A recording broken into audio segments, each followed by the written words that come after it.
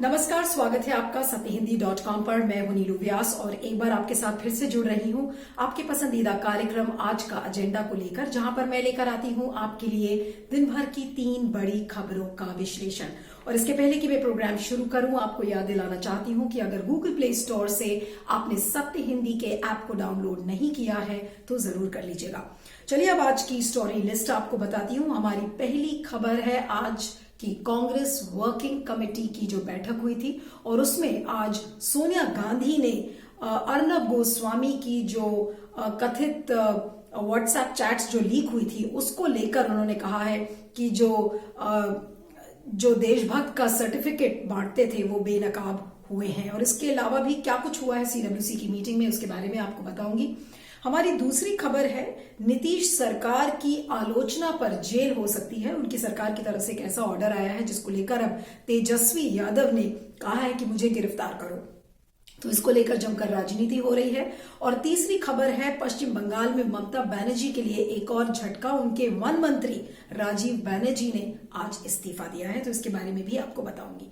तो चलिए शुरुआत करते हैं हमारी आज की पहली खबर से।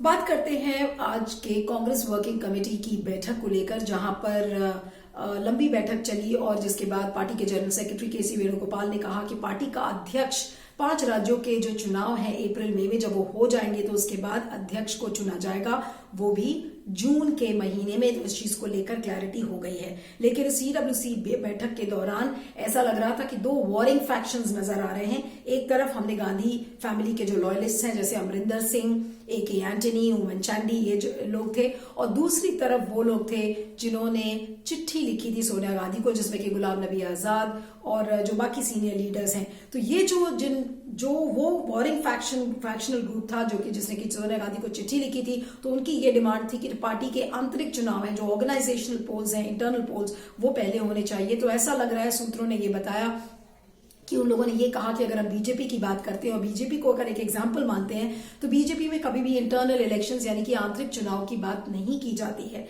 तो पहले राज्यों के चुनाव की प्रायोरिटी है और उसके बाद ऑर्गेनाइजेशनल पोल्स होंगे। लेकिन पार्टी की जो दुविधा है वो अभी भी है कि जो पार्टी का अध्यक्ष है वो कब चुना जाए, वो कौन किससे चुना जाएगा। क्योंकि अगर इलेक्शंस होने हैं तो जाहिर सी बात है कि उस पर वोटिंग होगी और वोटिंग के बाद उसको चुना जाएगा। लेकिन जो हकीकत है कांग्रेस पार्टी की कि जो पावर सेंटर है वो अभी भी गांधी परिवार है। सोनिया गांधी, राहुल गांधी, प्रियंका गांधी के इर्द गिर्द ही घूमता है। लेकिन जो गांधी परिवार है, आपने देखा कि पिछले 2 साल से ही अध्यक्ष पद के लिए अभी कोई नियुक्त नहीं किया गया। सोनिया गांधी को इंटरिम प्रेसिडेंट बनाया गया था, राहुल गांधी को जिसको बनाया गया उन्होंने 2019 के बाद उस पद को छोड़ दिया। तो कहीं ना कहीं, और राहुल गांधी ने इस बात का जिक्र भी किया है कि अब एक नॉन गांधी परिवार के पर्सन को अध्यक्ष बनाया जाए। तो जो दुविधा है वो अभी भी बनी हुई है। लेकिन इस चीज को लेकर क्लैरिटी हो गई है कि शायद अध्यक्ष को चुना जाएगा और वो भी जून के महीने में। लेकिन इसके अलावा सोनिया गांधी ने आज जमकर हमला बोला मोदी सरकार की चुप्पी पर, और ये चुप्पी थी अर्नब गोस्वामी की जो कथित व्हाट्सएप चैट्स जो अभी लीक हुई, जो पूर्व बार के जो सीईओ हैं पार्थोदास गुप्ता, उनके साथ। और सोनिया गांधी ने एक बहुत कड़ी टिप्पणी की और उन्होंने कहा कि the silence of the government is deafening. और बिल्कुल ऐसा लग रहा है कि जो देशभक्ति और राष्ट्रवाद का सर्टिफिकेट बांटते थे वो आज बेनकाब हो गए हैं। तो इसको लेकर आज एक बहुत कड़ी टिप्पणी उन्होंने किया।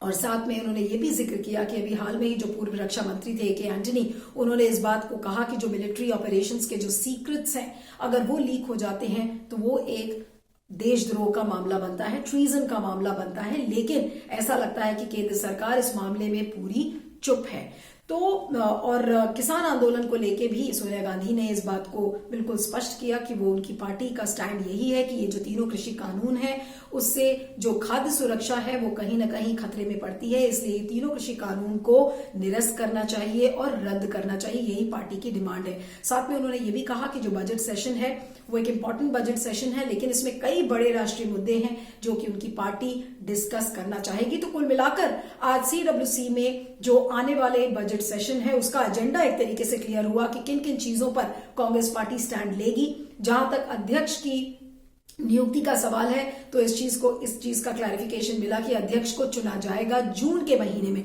तो इतने दिनों से जो एक अनसर्टेनिटी बनी हुई थी कि कब अध्यक्ष चुना जाएगा, जिसको लेकर हाल में भी बहुत सारे लोगों ने चिट्ठी भी लिखी थी G23 जिनको पूरा ग्रुप को कहा जाता है, तो उस चीज को लेकर क्लैरिटी हुई। लेकिन आपको बता दें कि आज CWC की भी जो बैठक हुई थी उसमें आज राहुल गांधी बहुत इरिटेट हो गए, जब बार बार जो सीनियर लीडर्स हैं और वो लीडर्स जो कि ऑर्गेनाइजेशनल पोल्स की मांग पहले कर रहे थे, तो उस चीज को लेकर काफी इरिटेटेड थे राहुल गांधी और उन्होंने एक बड़ा स्टेटमेंट बोला कि let's finish this for once and for all.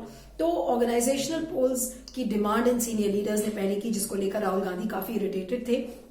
लेकिन कुल मिलाकर अभी भी ऐसा लगता है कि जो पार्टी का सपोर्ट है इन सीनियर लीडर्स को वो अभी बहुत ज्यादा मिलता हुआ नजर नहीं आ रहा है। लेकिन अगर पार्टी के भविष्य की बात करें तो ऐसा लगता है कि कांग्रेस को उसका अध्यक्ष अभी 2 साल से नहीं मिला था, लेकिन शायद जून के महीने में अध्यक्ष के लिए कोई व्यक्ति को चुना जाएगा। लेकिन बड़ा सवाल यह है कि किसे चुना जाएगा, क्योंकि बार बार रणदीप सुरजेवाला और बाकी जो लीडर्स हैं उन्होंने काफी बार इस बात के संकेत दिए हैं कि अभी भी जो पार्टी का एक बड़ा तबका है वो यही चाहता है कि राहुल गांधी वापस अध्यक्ष के उन्हें बनाया जाए। तो अब राहुल गांधी चुनकर अध्यक्ष बनाए जाएंगे या राहुल गांधी के अलावा कोई और सदस्य होगा जो गांधी परिवार के बाहर का होगा, इस पर अभी थोड़ी अनिश्चितता बनी हुई है। लेकिन हकीकत यही है कि जो कांग्रेस का पावर सेंटर है वो अभी भी राहुल गांधी, प्रियंका गांधी और सोनिया गांधी के इर्द गिर्द ही घूमता है। लेकिन जो कांग्रेस के 2 फाड़ हैं, जो 2 कैंप्स हैं, जो सीनियर लीडर्स हैं उनको ऐसा लग, जिसमें कि पी चिदम्बरम, गुलाम नबी आजाद, कपिल सिब्बल, मनीष तिवारी, शशि थरूर जैसे जो लीडर्स हैं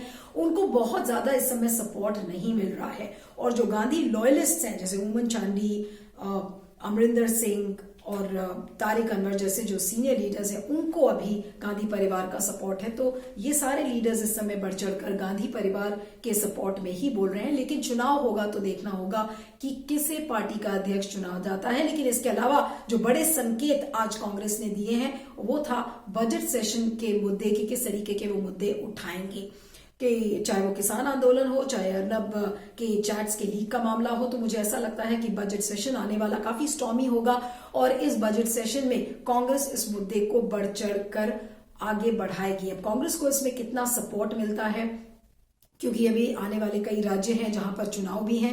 अप्रैल और मई के महीने में पश्चिम बंगाल, असम, तमिलनाडु, केरला, पुदुचेरी जैसे राज्य वहां पर चुनाव भी हैं। तो देखना यह होगा कि कितना जोर शोर से कांग्रेस को इस पर सपोर्ट मिलता है और कांग्रेस इस मुद्दे को किस हद तक आगे लेकर जाती है। इस पर आपका क्या सोचना है, फीडबैक जरूर दीजिएगा। मैं आगे चलती हूँ।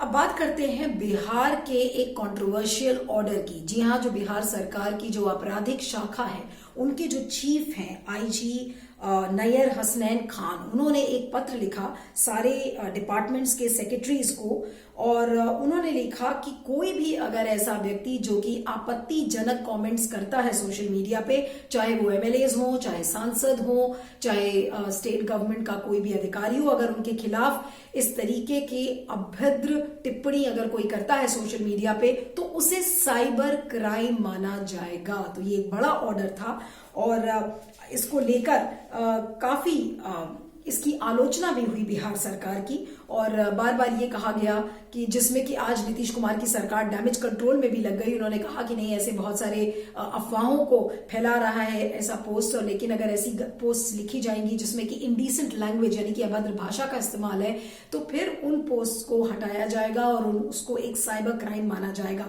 तो ये जो पूरा मामला था ये कैसे शुरू हुआ, अब आपको बता दें कि अगर आप नीतीश कुमार का जो सोशल मीडिया हैंडल करने का तरीका है तो वो हमेशा सोशल मीडिया के पोस्ट से हमेशा बचते आए हैं। उन्होंने काफी आलोचना की है, यहां तक कि जो उनकी हार अभी हाल में हुई थी, जो पार्टी का जो एक खराब परफॉर्मेंस था उसको लेकर भी उन्होंने सोशल मीडिया को ही दोष दिया था कि सोशल मीडिया की पोस्ट उनके सरकार के बारे में जिस तरीके से लिखी जाती हैं वो ठीक नहीं है और वो भ्रामक है और उनकी सरकार के बारे में भ्रम फैलाया जाता है। और समय समय पर उन्होंने सोशल मीडिया पोस्ट्स पर अपना बहुत ज्यादा भरोसा नहीं दिखाया है। तो एक एग्जीक्यूटिव ऑर्डर उन्होंने निकाला इकोनॉमिक ऑफेंसेस विंग के जरिए और जिसमें उन्होंने कहा कि अगर ऐसी कोई अभद्र टिप्पणी करता है तो उसे साइबर क्राइम माना जाएगा। और जिसको लेकर अब फिर से जमकर राजनीति हो रही है, क्योंकि जब ऐसा ऑर्डर निकला तो उसके बाद आरजेडी के जो तेजस्वी यादव हैं वो इस मौके को कैसे छोड़ देते। तो उन्होंने ताबड़तोड़ ट्वीट्स किए और उसमें उन्होंने कहा कि नीतीश कुमार को ये लिखा कि वो तो भ्रष्टाचार के भीष्म पितामह हैं और 60 से ज्यादा भ्रष्टाचार उन्होंने किए हैं और उनकी जो बिहार पुलिस है वो शराबबंदी में इन्वॉल्व है और शराब को बल्कि रोक नहीं पाती है। तो इन तमाम तरीके के उन्होंने ट्वीट्स लिखे और फिर उन्होंने चुनौती दी नीतीश सरकार को कि आप अब हमें गिरफ्तार करके दिखाइए। लेकिन जब जमकर इस ऑर्डर की आलोचना हुई, क्योंकि बार बार इसका जो कंपैरिजन है वो केरल की पिनाराई विजयन सरकार से किया गया, क्योंकि बिहार में आपने देखा था कि पिनाराई विजयन की सरकार एक अध्यादेश लेकर आई थी जो सोशल मीडिया के पोस्ट है उनके खिलाफ। जब उसकी आलोचना बहुत ज्यादा हुई तो उस अध्यादेश को उन्होंने वापस ले लिया। तो जिस नक्शे कदम पर पिनाराई विजयन की सरकार अध्यादेश लेकर आई थी तो वो अध्यादेश लेकर आई थी और यहाँ पर एक एग्जीक्यूटिव ऑर्डर जो कि इकोनॉमिक ऑफेंसेस विंग का है, उन्होंने नीतीश कुमार ने इस चीज को निकाला। तो और तेजस्वी यादव ने नीतीश कुमार की जो तुलना है, एक कंपैरिजन है, वो हिटलर से भी किया और उन्होंने कहा कि अगर आप सरकार के खिलाफ लिखेंगे तो आप जेल चले जाएंगे। तो ऐसा तो हिटलर शाही के समय में देखा गया। तो इस तमाम तरीके की राजनीति इस समय हो रही है। लेकिन एक बात तो साफ है, चाहे वो केरल की सरकार हो, चाहे बिहार में नीतीश कुमार की सरकार हो, सरकार की आलोचना चाहे सोशल मीडिया पर हो चाहे मेन स्ट्रीम मीडिया पर हो, वो किसी भी सरकार को बर्दाश्त नहीं है। अगर सत्तारूढ़ पार्टी है तो वो आलोचना बर्दाश्त नहीं करेगी, लेकिन अगर वो विपक्ष में है तो इसी चीज को वो जमकर इस मुद्दे को उठाएगी कि देखिए फ्रीडम ऑफ एक्सप्रेशन को का हनन हो रहा है। लेकिन वही पार्टी जब सरकार में आ जाती है तो वो अपनी आलोचना बर्दाश्त नहीं कर पाती। तो कहीं ना कहीं चाहे कोई भी पार्टी हो, चाहे विपक्षी पार्टी हो, चाहे सत्तारूढ़ पार्टी हो, लेकिन अगर उनकी पार्टी की आलोचना होती है, चाहे वो सोशल मीडिया प्लेटफॉर्म हो चाहे मेन स्ट्रीम मीडिया प्लेटफॉर्म हो, तो उस खबर को दबाने की कोशिश की जाती है। जैसे कि आज भी आपने देखा कि जो आरजेडी के जो प्रवक्ता हैं शक्ति यादव, उन्होंने कहा कि नीतीश कुमार की सरकार की तो एक आदत रही है कि उन्होंने विज्ञापनों के जरिए अपने एजेंडे को लोगों के ऊपर थोपने की कोशिश किया है और जो असली खबर है वो ढकने की कोशिश करते हैं। तो यानी कि आज असली खबर को छुपाने का एक पैटर्न दिख रहा है, चाहे वो किसी भी राज्य सरकार को आप ले लीजिए। केरल सरकार का मैंने आपको एग्जांपल दिया, बिहार सरकार को भी ये बात बर्दाश्त नहीं हो रही थी कि जमकर, क्योंकि सोशल मीडिया पर आप अंकुश नहीं लगा सकते हैं, तो किसी न किसी ऑर्डर के थ्रू आप सोशल मीडिया पर भी रेगुलेशन लाना चाह रहे हैं, उस पर कंट्रोल करना चाह रहे हैं। तो सोशल मीडिया के कंट्रोल को लेकर इस समय जितने भी सत्तारूढ़ दल है वो काफी परेशान है कि सोशल मीडिया पर उनके खिलाफ कुछ भी लिख दिया जाता है। वही हाल केंद्र सरकार का है कि केंद्र सरकार के खिलाफ चाहे प्रधानमंत्री नरेंद्र मोदी हो, चाहे गृह मंत्री अमित शाह हो, चाहे जेपी नड्डा जी हो, उनके खिलाफ जमकर लोग लिखते हैं, आक्रामक तरीके से लिखा जाता है। लेकिन सोशल मीडिया को आप कंट्रोल नहीं कर सकते। तो कंट्रोल करने का जरिया फिर क्या बनाया जाता है? क्या कोई एग्जीक्यूटिव ऑर्डर या कोई अध्यादेश जैसे कि केरल सरकार ने किया था? तो इस चीज से आपने देखा है कि आलोचना और ज्यादा बढ़ जाती है। तो चाहे कोई भी दल हो, चाहे सत्तारूढ़ हो चाहे विपक्ष हो, वो सिर्फ फ्रीडम ऑफ एक्सप्रेशन, जो अभिव्यक्ति की आजादी की हम बात करते हैं, वो सिर्फ एक कॉस्मेटिक मेजर है, वो सिर्फ बोलने के लिए है। लेकिन हकीकत में एक पैटर्न है किसी भी पार्टी का कि जो असली खबर है, चाहे वो भुखमरी हो, चाहे गरीबी हो, चाहे जो सत्तारूढ़ दल है उसकी असलियत की खबरें हो, उन खबरों को ढकने की, मूंदने की कोशिश की जाती है, पैसे से दबाने की भी कोशिश की जाती है। कई बार उसके एग्जाम्पल्स हैं। तो खबर, जो असली खबर है उसको ढका जाए। सोशल मीडिया पे अगर आप कंट्रोल नहीं कर सकते तो किसी न किसी ऑर्डर या अध्यादेश के जरिए आप अंकुश लगाइए। ये एक पैटर्न नजर आ रहा है। तो जो अभिव्यक्ति की आजादी है, फ्रीडम ऑफ प्रेस जिसकी हम बार बार बात करते हैं, उसका क्या होगा? ऐसा लगता है कि बोलने में, कथनी में और करनी में बहुत ज्यादा फर्क है इन पॉलिटिकल पार्टीज के लिए। आप बीजेपी के तमाम नेता हैं, चाहे वो सूचना प्रसारण मंत्रालय हो, चाहे कोई भी नेता हो, वो कहता है कि अभिव्यक्ति की आजादी का वो सम्मान करते हैं और जो प्रेस की जो स्वतंत्रता है उसका वो सम्मान करते हैं और उसकी एक लक्ष्मण रेखा है जिसका वो सम्मान करते हैं। लेकिन ये सम्मान कहाँ हो रहा है? क्योंकि आप अभिव्यक्ति की आजादी को दबा रहे हैं, आप आप प्रेस फ्रीडम को दबा रहे हैं, सोशल मीडिया पे जो भी आपकी आलोचना करता है उसको आप जेल भेज देते हैं, जैसा कि बिहार सरकार का ये ऑर्डर है। तो इसकी जमकर आलोचना हो रही है, लेकिन हकीकत ये है कि किसी भी पार्टी या किसी भी दल को उसकी आलोचना अच्छी नहीं लगती, और अगर कोई भी सही खबर को पेश करने की कोशिश करता है तो उसे दबा दिया जाता है, उस पर अंकुश लगाया जाता है और तमाम तरीके के हथकंडे इसके लिए अपनाए जाते हैं। तो जो प्रेस फ्रीडम है, अभिव्यक्ति की आजादी, वो सिर्फ महज कहने के लिए ही है। इस पर आपका क्या सोचना है, फीडबैक जरूर दीजिएगा। मैं आगे चलती हूँ।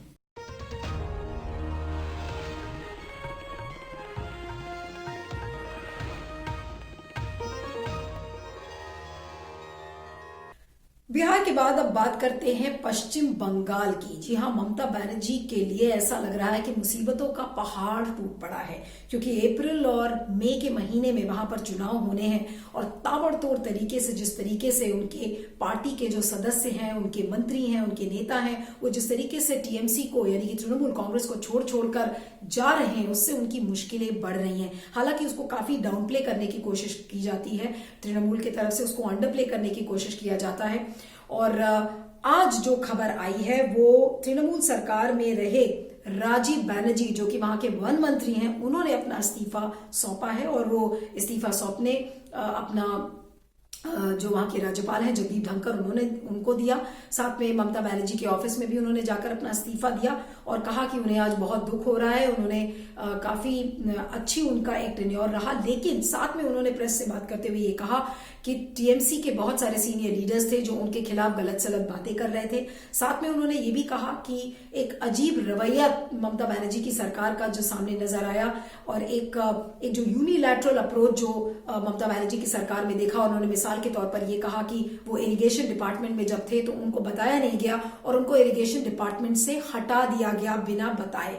तो उन्होंने कहा है कि कैबिनेट की फेरबदल करना एक प्रेरोगेटिव होता है और उसका हक होता है मुख्यमंत्री का, लेकिन बिना किसी कारणवश और अगर अचानक से उनको हटा दिया गया इरिगेशन डिपार्टमेंट से तो उसके लिए भी वो काफी व्यथित थे। उन्होंने इस बात को लेकर चिंता जताई और उन्होंने कहा कि उनके बारे में बहुत सारी अनाप शनाप बातें सीनियर तृणमूल कांग्रेस के जो लीडर्स हैं उन्होंने इस बात को कही, लेकिन कुछ खास कारण राजीव बनर्जी का जाने का पता नहीं चल रहा है। लेकिन जो सोर्सेस के हवाले से ये खबरें आ रही हैं कि अमित शाह की एक और रैली है 31 जनवरी को हावड़ा में और शायद हो सकता है कि राजीव बनर्जी उस दिन बीजेपी ज्वाइन करेंगे। अब आपको बता दें कि ये एक महीने के अंदर ममता बनर्जी के 3 मंत्रियों ने इस्तीफा दिया। पहले आपने देखा था शुभेंदु अधिकारी जो ईस्ट मिदनापुर के हैं, उन्होंने इस्तीफा दिया। उसके बाद जो ममता बनर्जी के जो खेल मंत्री थे लक्ष्मी रतन शुक्ला, उन्होंने रिजाइन किया और आज तीसरा झटका ममता बनर्जी को मिला है राजीव बनर्जी के मामले में। अब आपने देखा कि अलग अलग रीजंस दिए। शुभेंदु अधिकारी का कहना था कि एक यूनिलैटरल अप्रोच था ममता बनर्जी को के अप्रोच में, उनको ठीक से काम नहीं करने दिया जा रहा था। अभिषेक बनर्जी का उन्होंने हवाला दिया कि जो ममता बनर्जी के भतीजे हैं वो उनको ठीक से काम नहीं करने दे रहे थे।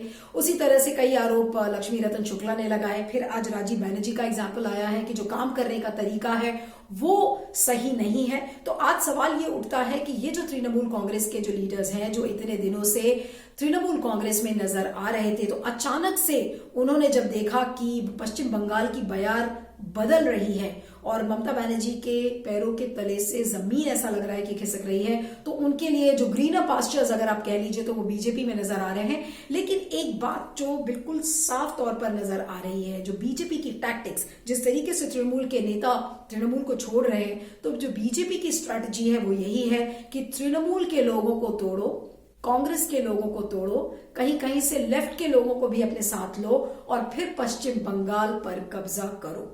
तो ममता बनर्जी जिनका ये सेकंड टर्म है और उन्होंने निर्णय भी लिया है कि नंदीग्राम से वो चुनाव लड़ेंगी और जिसके बाद से वहां का चुनावी माहौल काफी गरमा चुका है। लेकिन तृणमूल के लिए एक चिंता का विषय तो जरूरी है कि जिस तरीके से बड़े बड़े नेता तृणमूल के छोड़कर जा रहे हैं और कई कई बैस्टन्स हैं जो इन नेताओं के अंडर में थे, तो अगर इस तरीके से बड़े बड़े नेता अगर तृणमूल को छोड़कर जाएंगे, जिनका जो दबदबा है वो 60 से 70 सीट, किसी का 40 से 50 सीट्स पर, तो ऐसा लगता है कि जिस तरीके से तृणमूल के किले को बीजेपी ने भेदा था अभी लोकसभा के जो चुनाव हुए थे उसमें, तो ऐसा लगता है कि आने वाले जो राज्यों के चुनाव हैं उसमें तृणमूल के लिए काफी मुसीबतें बढ़ सकती हैं। लेकिन बीजेपी के लिए ऐसा नहीं है कि बहुत आसान होगा बंगाल के किले को भेदना। हालांकि जो उनकी स्ट्रैटेजी है कि किस तरीके से ध्रुवीकरण करो वोटों का, और जो पश्चिम बंगाल की लेगेसी है, चाहे वो वहां के राइटर्स हों, लेखक हों, वहां के पेट्रियट्स हों, जैसे कि रविन्द्रनाथ टैगोर का बार बार हवाला दिया जाता है, सुभाष चंद्र बोस का हवाला दिया जाता है, तो उनकी जो स्ट्रैटेजी है कि लेगेसी पर कब्जा करो, वोटों को पोलराइज करो, हिंदू मुसलमान को बांटने की कोशिश करो, तो वो स्ट्रैटेजी, और फिर उसके बाद जो ताबड़तोड़ रैलीज होंगी अलग अलग बड़े बड़े बीजेपी नेताओं की, चाहे वो प्रधानमंत्री नरेंद्र मोदी हो, योगी आदित्यनाथ हो, उसका जीता जागता एग्जाम्पल हमने अभी हैदराबाद के नगर निगम चुनाव में देखा था कि कैसे वहां पर बीजेपी ने कब्जा किया। तो वाकई में ममता बनर्जी के लिए एक बड़ी चुनौती है, और अब देखना यह होगा कि किस तरीके से इस चुनाव का रंग बदलता है। लेकिन बीजेपी ने अपनी पूरी जान फूंक दी है, और हर महीने जो बीजेपी की स्ट्रैटेजी रही है कि जेपी नड्डा और अमित शाह हर महीने बंगाल का दौरा करेंगे, इससे भी काफी परेशानी तृणमूल कांग्रेस को हो रही है। तो अब ये देखना होगा कि ममता बनर्जी पे जो बार बार आरोप लगाए जाते हैं कि उनके जो पार्टी के जो लीडर्स हैं उनको ठीक से काम नहीं करने दिया जाता, अभिषेक बनर्जी नेताओं को ठीक से काम नहीं करने देते, तो इन आरोपों से कैसे बचेगी तृणमूल, ये देखने वाली बात है कि आने वाले दिनों में और ज्यादा लीडर्स छोड़कर ना जाएं, अपने किले को ममता बनर्जी कैसे बचाएं, वो उनके लिए एक बड़ी चुनौती है। लेकिन जो बीजेपी पे बार बार आरोप लग रहे हैं, वो भी जिस तरीके की राजनीति बीजेपी करती है, उसके कितने टेकर्स होंगे पश्चिम बंगाल में, वो भी देखने वाली बात होगी। लेकिन कुल मिलाकर एक बहुत ही रोचक चुनाव इस बार पश्चिम बंगाल में होने वाला है, और इस बार एक नहीं कई मुद्दे हैं, चाहे वो पश्चिम बंगाल की लेगेसी हो, चाहे इनसाइडर आउटसाइडर का डिबेट हो, चाहे एनआरसी हो, और चाहे सीए का मुद्दा हो, उसको लेकर भी अभी काफी चुनावी माहौल गरमाएगा। तो देखना होगा कि आने वाले दिनों में पश्चिम बंगाल किसका होता है, बीजेपी का या तृणमूल का, क्योंकि ममता बनर्जी ने जिस तरीके का चुनावी बिगुल बजाया है कि वो नंदीग्राम, जहां से उन्होंने अपनी एक तरीके से कहिए कि जो राजनीतिक शुरुआत है की थी, तो वो वापस उसी टर्फ से लड़ेंगी, तो वो भी अपने आप में एक बड़ा ऐलान है। और बहुत सारे विश्लेषक ऐसा कह रहे हैं कि ऐसा नहीं है कि ममता बनर्जी को हराना इतना आसान होगा बीजेपी के लिए। तो देखना होगा, बहुत कम टाइम बचा है, एक तरीके से काउंटडाउन शुरू हो चुका है पश्चिम बंगाल के चुनाव का। तो देखना यह होगा कि किसके झोली में जाता है पश्चिम बंगाल का चुनाव।